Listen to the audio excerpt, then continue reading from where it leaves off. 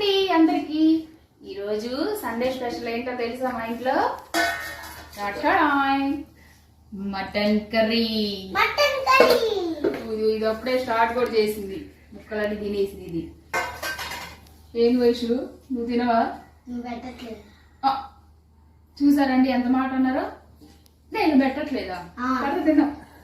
ఇదిగోండి రైస్, వేడి వేడి రైస్, వేడి వేడి మటను.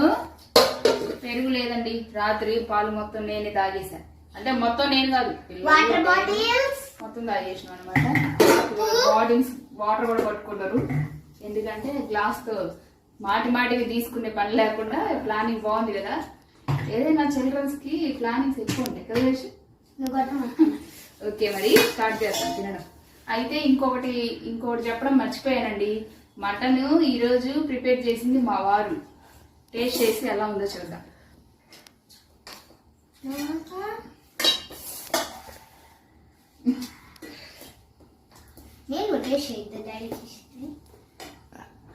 వాస్తవానికి నాకు మటన్ చేయడం రాదండి, మా వారే చేసేది ప్రతిసారి.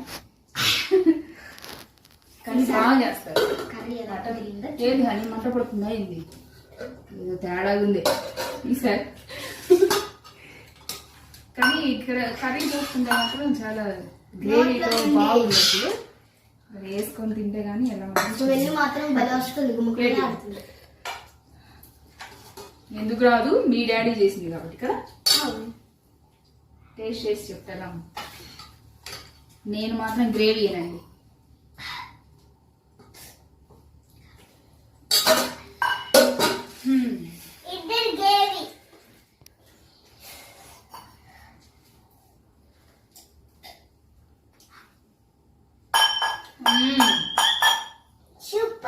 నాన్ వెజ్ విషయంలో వరకు మా వారు అయితే అద్దర కొట్టేస్తారండి.